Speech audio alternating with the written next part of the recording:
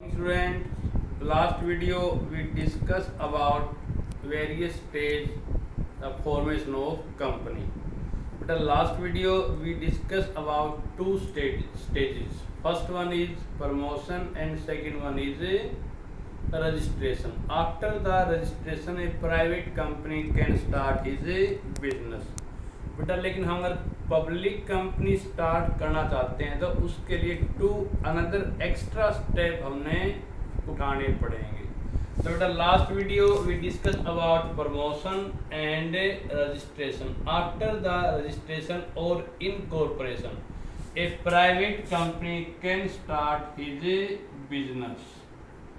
But if we open a public company, then two steps is also required. So today's topic for third one, capital subscription. बेटा पता है हम last video में discuss किया था private company अपने से पब्लिक को नहीं बेच सकती, लेकिन पब्लिक कंपनी है तो उसने बिजनेस स्टार्ट करने के लिए कैपिटल चाहिए तो अपने से पब्लिक को बेचती है, पब्लिक को इनवाइट करती है अपने शेयर परचेज करने के लिए. मैंने एग्जांपल लगा लिया बेटा, हमने अपनी कंपनी के 100 शेयर इशू किए हैं या बेचने के लिए पब्लिक को इशू कर दिए. उस 100 शेयर को लेने के लिए लोगों ने कितनी एप्लीकेशन हमारे को दी. मान लो एप्लीकेशन दी बेटा, मान लो 100 के इक्विवेलेंट, 90 के इक्विवेलेंट या 80 के इक्विवेलेंट. तो बेटा जितने शेयर हमने बेचने चाहे उन शेयरों को लेने के लिए कितने लोगों ने अप्लाई किया. अगर ये कम से कम 90% मिनिमम एप्लीकेशन हमारे को मिलती है तो तभी उस कंपनी को, कौन सी कंपनी को बेटा, पब्लिक कंपनी को बिजनेस स्टार्ट करने का सर्टिफिकेट मिलता है. तो after the receive the certificate of commencement, a public company can start his business. बेटा प्राइवेट कंपनी ने दो स्टेज ही पूरी करनी पड़ती हैं, प्रमोशन एंड रजिस्ट्रेशन बेटा. लेकिन पब्लिक कंपनी ने अपना बिजनेस स्टार्ट करने के लिए एक सर्टिफिकेट लेना पड़ेगा और रजिस्ट्रार से सर्टिफिकेट तभी मिलेगा जबकि पब्लिक से उसको मिनिमम 90% के इक्वल क्या मिले बेटा, उस कंपनी को शेयर लेने के लिए एप्लीकेशन. तो इसको हम क्या बोलते हैं बेटा, how much application received from the public to purchase our share, it is equal to minimum 90%. बेटा अगर हमने 100 शेयर बेचे हैं लेकिन उसको लेने के लिए 80 पीपल ने अप्लाई किया तो हम कंपनी स्टार्ट नहीं कर सकते. हम और एग्जांपल लेते हैं बेटा, मान लो हमारी बस है, उसमें 100 सीटें हैं. अगर उसमें मान लो 90% अगर सीटिंग होती है तो ही हम बस को चलाएंगे, 90% से कम है तो हम बस को नहीं चलाएंगे बेटा. तो सेम मिनिमम कैपिटल सब्सक्रिप्शन या मिनिमम एप्लीकेशन 90% के इक्वल लोगों से उस कंपनी के शेयर लेने के लिए अगर मिलती है तो तभी पब्लिक कंपनी को बिजनेस स्टार्ट करने का लाइसेंस या सर्टिफिकेट मिलता है. After the fulfil the minimum capital subscription condition, a public company gate certificate of A commencement and after the receipt of the certificate a public company can start his business. तो बेटा private company तो दो stage पूरी करते ही अपना business start कर सकती है, जबकि पब्लिक कंपनी ने 2 स्टेज फुलफिल करनी पड़ेंगी. After that he start his business. बेटा कंपनी स्टार्ट करने के लिए डिफरेंट डॉक्यूमेंट हमने कंपनी के रजिस्ट्रार के पास डिपॉजिट करने पड़ते हैं. हमने लास्ट वीडियो में डिस्कस किया था वो कौन कौन से बेटा. एक तो मेमोरेंडम ऑफ एसोसिएशन, एक क्या बेटा आर्टिकल ऑफ एसोसिएशन और एक क्या बेटा प्रोस्पेक्टस. ये तीनों मेन डॉक्यूमेंट हमने कहाँ डिपॉजिट करेंगे, रजिस्ट्रार के ऑफिस के अंदर प्रिंट करा के बेटा. और इन डॉक्यूमेंट से अगर रजिस्ट्रार एग्री है तो एक सर्टेन फीस लेके हमारी कंपनी का एप्लीकेशन कर देगा. तो बेटा next topic is memorandum of association and article of association. क्या होता है, इन दोनों में क्या डिफरेंस है बेटा. मेमोरेंडम ऑफ एसोसिएशन एक वाइटल, एक इम्पोर्टेंट डॉक्यूमेंट है जो इसके अंदर जो बात लिखी गई उससे बाहर जाके कंपनी कोई भी वर्क नहीं कर सकती, और जो इसके अंदर लिखा हुआ है उससे बाहर जाके अगर कंपनी कोई काम करेगी तो वो इलीगल कहलाएगा। जैसे सपोज करो हमने 12th तक की हमने स्कूल की ले ली एफिलिएशन, और अब उसी स्कूल में अगर हम ग्रेजुएशन की क्लास लगाएंगे तो वो बेटा लीगल होगा इलीगल होगा बेटा, क्योंकि जिस चीज़ की हमने परमिशन ले रखी है उससे बाहर जाके हम कोई काम करें तो वो इलीगल कहलाएगा। तो ऐसे ही मेमोरेंडम में जो बातें लिखी होती हैं उससे बाहर जाके अगर कोई कंपनी काम करती है तो वो लीगल नहीं होता, वो एप्लीकेबल नहीं होता, वो मान्य नहीं होता बेटा।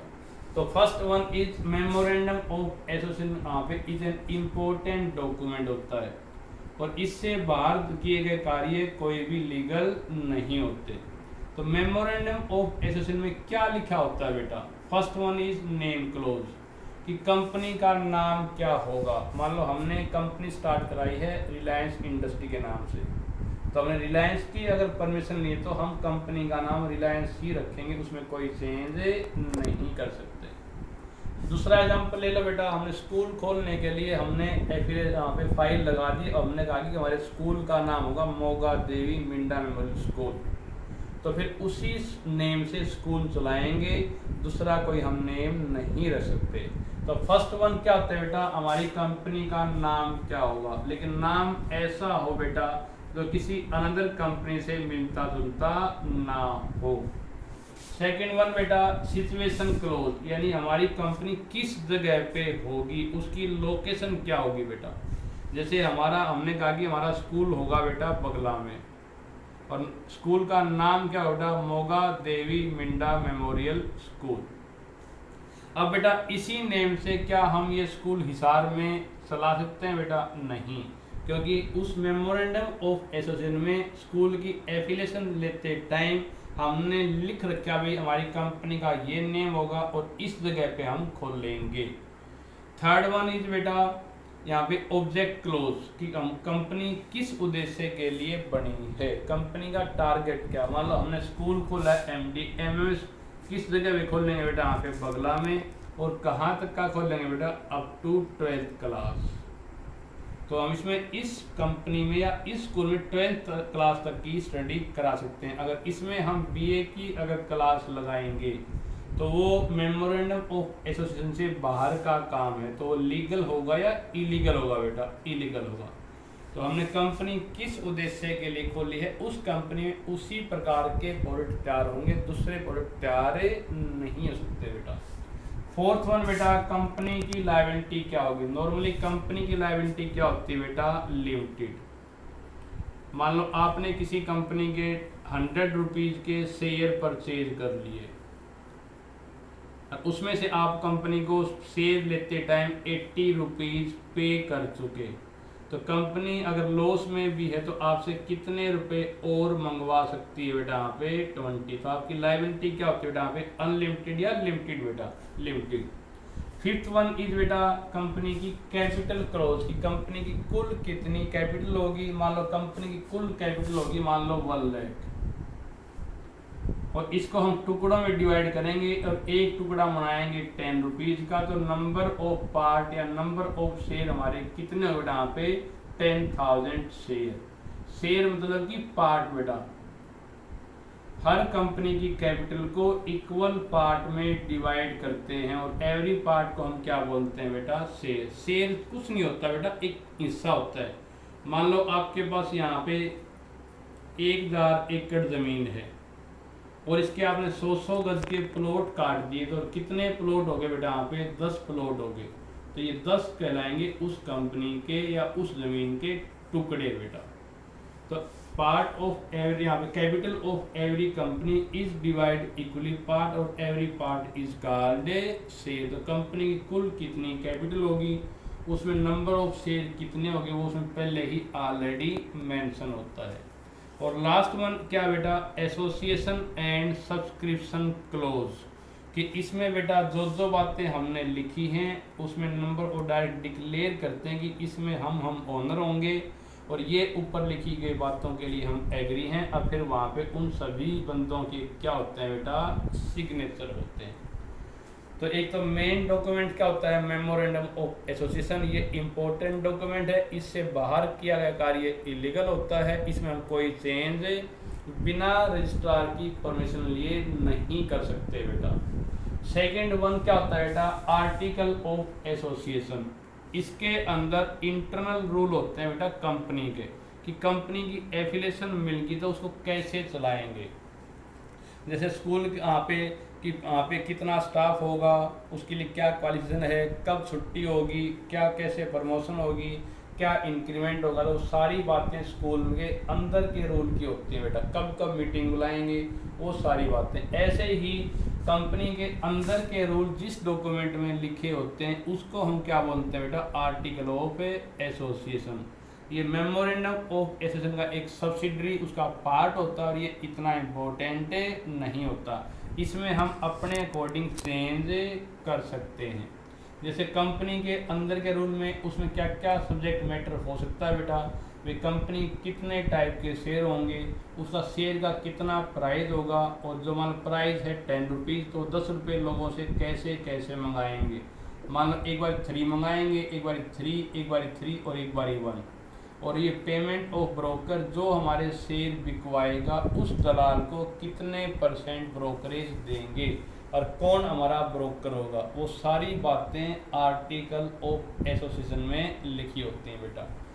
प्रोस्पेक्टस क्या होता है बेटा, जैसे हम किसी कॉलेज में या स्कूल में एडमिशन लेते हैं तो सबसे पहले एक हम प्रोस्पेक्टस लेते हैं। उस प्रोस्पेक्टस में कंपनी के रिगार्डिंग सारी बातें लिखी होती हैं। उसका ओनर कौन है, कब स्टार्ट की गई, उसका कितना प्रॉफिट है, क्या क्या उसके अंदर रूल हैं, तो सारी टर्म एंड कंडीशन प्रोस्पेक्टस में लिखी होती है बेटा।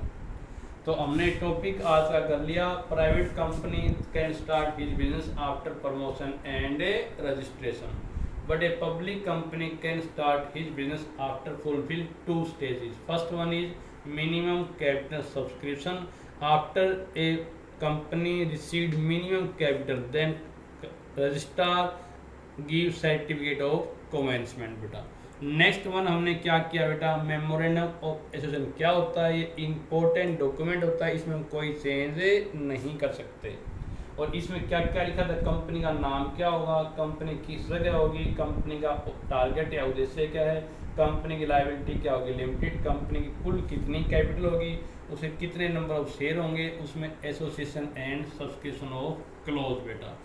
सेकेंड वन हमने क्या किया पे, आर्टिकल ऑफ एसोसिएशन। इसके कंपनी के अंदर के रूल होते हैं, जैसे कितने टाइप के शेयर होंगे, शेयर का क्या प्राइस होगा, उसकी कितने कितने किस्तों में उनके रुपए मंगवाएंगे, किस ब्रोकर को अपॉइंट करेंगे, उसको कितनी पेमेंट करेंगे, क्या ब्रोकरेज होगी। तो नेक्स्ट वन अभी हम डिस्कस करेंगे बेटा, memorandum of association and article of association में क्या डिफरेंस है। ये इम्पोर्टेंट डॉक्यूमेंट होता है, जबकि ये इम्पोर्टेंट डॉक्यूमेंट नहीं होता, इसका सहायक या सब्सिडरी होता है बेटा। इसमें हम कोई चेंज बिना परमिशन के नहीं कर सकते। किसकी परमिशन बेटा, रजिस्ट्रार की। लेकिन इसमें हम अपनी सभी पार्टनर या शेयर होल्डर एक यहाँ पे एक रिजोल्यूशन पास करके उसमें चेंज कर सकते हैं। इसके बाहर जो हमने वर्क किया वो इलीगल होता है। इससे बाहर किया गया कार्य इलीगल नहीं होता अगर सारे शेयर होल्डर उसके लिए एग्री हैं। तो बेटा अभी हम और डिस्कस करेंगे difference between memorandum of association and article of association. So बेटा difference between memorandum of association and article of association. First one is objective बेटा, यानी मेमोरेंडम ऑफ एसोसिएशन में क्या है, कंपनी के ऑब्जेक्ट डिफाइन होते हैं बेटा, जबकि it define the rule of attaining the objective. Article of association में कंपनी के जो ऑब्जेक्ट हैं उसको कैसे अचीव करेंगे, उसके लिए जो रूल हम इसमें लिखते हैं बेटा। सेकंड बेटा पोजीशन, इन दोनों में कौन सा डॉक्यूमेंट इम्पोर्टेंट बेटा, memorandum of association is a important document, जबकि ये इसका सहायक या सब्सिडरी होता है। थर्ड वन बेटा रिलेशन, ये कंपनी और कंपनी के जो आउटसाइडर हैं उनके बीच रिलेशन डिसाइड करता है, डिफाइन करता है। और ये कंपनी और कंपनी के जो मेंबर हैं, कंपनी के अंदर के लोगों के बीच रिलेशन डिफाइन करता है। इसका लिंक कंपनी और कंपनी के बाहर वालों से, इसका कंपनी और कंपनी के अंदर वालों के बीच क्या क्या रिलेशन होगा वो उसमें डिफाइन होता है। फोर्थ वन बेटा वैलिडिटी। बेटा मैंने पहले कहा था activity outside the power of MOA are not consider, यानी कि इससे मेमोरेंडम ऑफ एसोसिएशन में जो बातें लिखी गई हैं अगर उससे बाहर जो हमने कार्य किया है वो लीगल नहीं होता, चाहे उसके लिए सारे मेंबर क्यों ना एग्री हों।